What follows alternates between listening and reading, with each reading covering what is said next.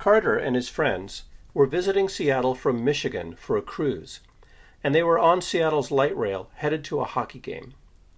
Carter voiced his opinion on the supremacy of the Midwest due to its weather and the friendliness of its people. This was a relatively unsatisfying chat for me, and I think I know why. The most impactful street epistemology conversations seem to involve one of two types of claims: truth claims, which are subject to epistemological evaluation, and value or normative claims, which are subject to evaluation using axiology. Carter's personal opinion about where he lives resisted being pushed into one of those two paths. He didn't seem to care about the truth value of the proposition, which put epistemology on shaky ground, nor did he think that others should share his belief, so axiology was out the window. What I was left with was an engaging conversation, but I'm not sure that Carter or I learned anything important about his cognitive process. Let me know in the comments what you think. My name is Nick, and this is Conversations on the Coast.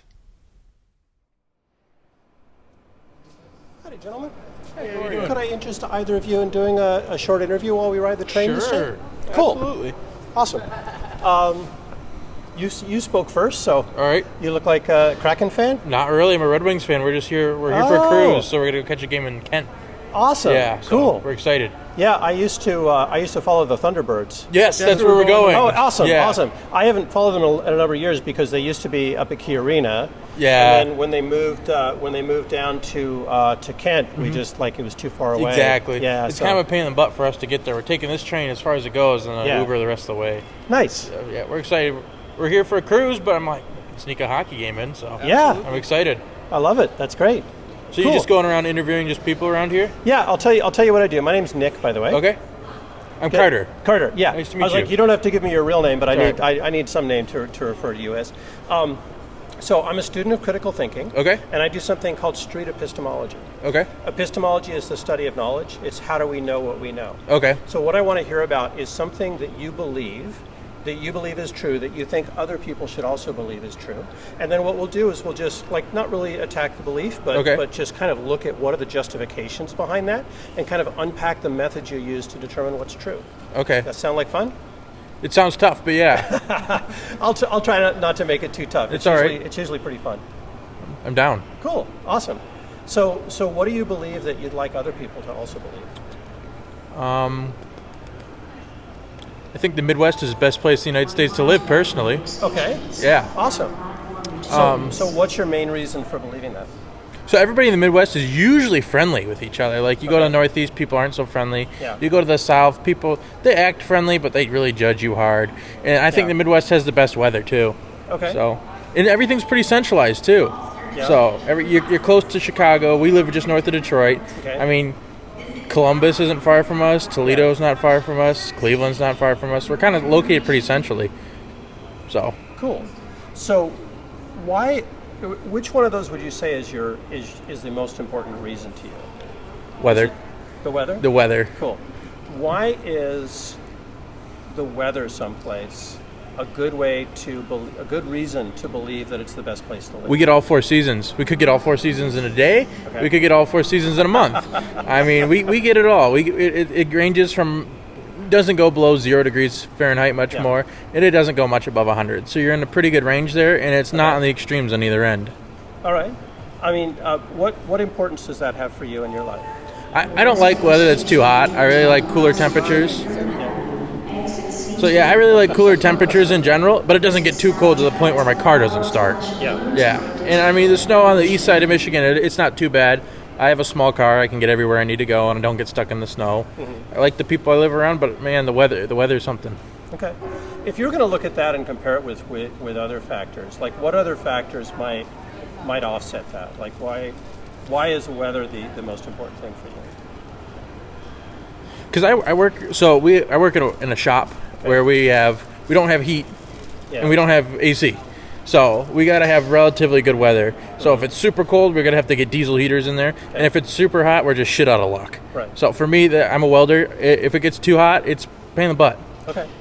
Do you think that that people different sorts of people, like say, people in tech, people in other lines of work, do you think that they would also feel the same way, or do you think that somebody else could come back? Probably not. I mean, some people I could see people that like to live in Hawaii. Hawaii is it's pretty much the same temperature all around the year. It might vary here a little bit, vary there a little bit. Okay. And most of the time tech people are inside and they don't have to go outside for their job.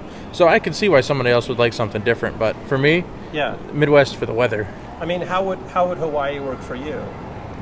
For my job specifically, it would probably be too hot year-round for me to like it, and I'm a big hockey fan. They don't have hockey in Hawaii, really. So okay, so there's another reason then. Yes. Which is hockey. So if you were going to make a pie chart with all these reasons, the weather, like ability to see hockey, yes, friendly people, there was one other thing you said, centralized. And then it's centralized. What would that pie chart look like? Like, what would the different slices of pie be, and how big would they be? I'll just get right on the train. Yeah, so I think weather would definitely be the biggest part. Friendliness would be the second. Yeah. Then generally centralized would be the next one, and then the last one I would do is hockey. I mean, hockey you can watch on TV. I like seeing it in person, but it's not a need; it's a want. Nice. Let's see what we're looking here. Can you think of any reason why, like you mentioned Hawaii might be better for some people. Can you think of any other reasons why the Midwest might be a dissatisfier for people? Some people might not like the weather. Some people might not like the fact it gets cold and it snows. So for me, I don't mind it, but I mean, if you live in Texas, Puerto Rico, Mexico, you might not like it so much. Okay. So if you were to look across like the vast panoply of people who make up the United States, like, why is your predilection for the weather a good reason, say for me, to want to live in the Midwest? Well, if you can deal with the cold, I mean, it's a great place to live. But if you let's say from Texas or Florida gets real humid. I mean, Michigan can get humid in the summertime, but in the wintertime it's like a desert. It's real cool, real dry. It's cold. I mean, I don't mind it personally. We got gloves, we got coats. Yeah, I mean, there's only so many layers of clothes you can take off legally, so. Yeah. So, what might reduce your confidence in the Midwest being a great place to live? For some people, the weather. It all comes back to the weather. But for you, like, is there anything that you could learn that would make you less likely to like living in the Midwest? Let's say the weather doesn't change. The weather is always great. Like, what else could change for you that might make it less? I know some people prefer to live closer to the coast. Yeah. It's super flat. Not Cascade Mountain. It's nice because the sea level doesn't change when you drive. That's true. There's a good point. Where were we at? Yeah, just thinking about, is there anything that would reduce your confidence in the Midwest being the best place to live? Some people definitely would like to live closer to the coast. I mean, let's say you watch college football and you're a big Florida State fan, Atlantic Coastal Conference. So you're going to be out there, and all your teams are going to be over there, and you're not going to be able to see any of those. Maybe Louisville. Louisville's pretty close to where we are. It's not terribly far. It's about a 6-hour drive. So college football's not great in the Midwest. You have a few good teams here and there, but as an overall, it's kind of just a lump of teams that isn't great. So if you're a big football fan, Midwest might not be the right place for you unless you like defense in Iowa and punting. Yeah. Dang. We're good. What I'm trying to do is figure out, because there's several different types of truth claims you can make, right? I think what you're making is mostly like a preference claim. Yeah. Right? There's also, like, sometimes people have values, or then sometimes people have things that they think are facts or not facts. So this one isn't really a factual claim. So what I'm trying to kind of probe at is, I guess, what are the different factors, and is there anything that might, like, lower your love of the Midwest? Like, if something changed, obviously if the weather changed, right? If any of those factors changed, what would kind of tip you over to make you think about moving somewhere else? So I'd consider moving to Canada. Canada is not far from where I live, and I really enjoy the culture there, and the people are. extremely friendly, Yeah. and you can't walk 2-3 blocks without finding Tim Hortons, which I personally enjoy. So, if something were to change, let's say political in the Midwest just blew up, and you can't go outside without people trying to punch each other. Yeah. There's divides in Canada and Canadian politics, but it's not nearly as deep as American politics. Nice. And if something were to divide the community that much in the Midwest, I would consider moving to Canada. Okay. Cool.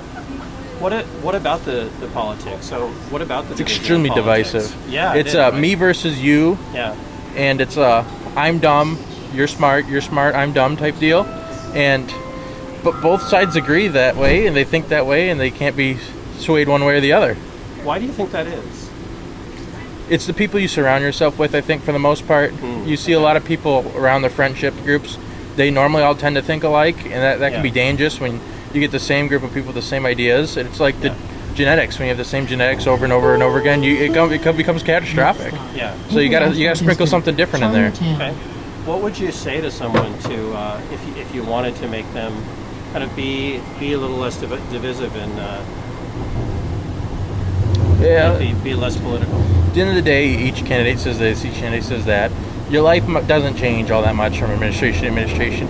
Prices might go up, taxes might go up, taxes might go down. They might pass this law or that law. But at the end of the day, the federal government isn't going to change much about what you do in your day-to-day life, and you're much more in control of that than the president or presidential nominee is. International District, So, Chinatown. Interesting. yeah, I think you got to surround yourself with different views and different ideas. Yeah. Is there anything that you think the president could do? The guy wants to get out behind you. Yeah. Is there anything you think the president could do that would be an impact to you? Not catastrophically. Okay. I don't think. I mean, they can make decisions here or there that might impact my life one way a little bit, but one guy in office with the letter next to his name is an R or a D or an L or an I, no. It's not with the Senate the way it is. You're not going to be able to pass much anything of every president candidate says, oh, we did this massive thing, and at the end of the day, it's like, my life didn't change that much. You said you did this, and you didn't do that much. Okay. What might make you change your mind about that? They did something catastrophic, like possibly enter a war of some sort, where like, let's say you enter a war, and then oil prices skyrocket to $7-8 a gallon. Yeah. I drive a lot, so that might have something to. And I'm not personally a fan of war, so yeah. If they did something like a stupid war, I mean, if some wars I get have to happen, but like don't be obnoxious. You as a leader, you gotta have authority, and you gotta walk with a big stick. And if you don't, other nations see you as weak. That's how you get into war. Mm-hmm. Okay, so you think that could actually make it important who you vote for? I think that's probably really the only. I mean, I have my own ideas here and there, but at the end of the day, who's in power isn't going to change that much. I mean, you look at the past 40, 50 years, it slowly moves, but I mean, that's a time progressing and technology improving. That's not who's in office. It doesn't affect it that much. Alrighty.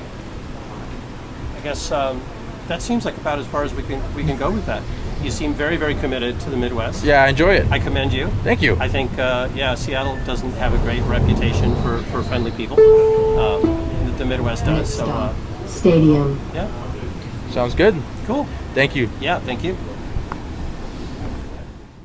You've been listening to Conversations on the Coast, a series from Washington State featuring civil conversations using street epistemology to explore what people believe and why. Find out more at streetepistemology.com.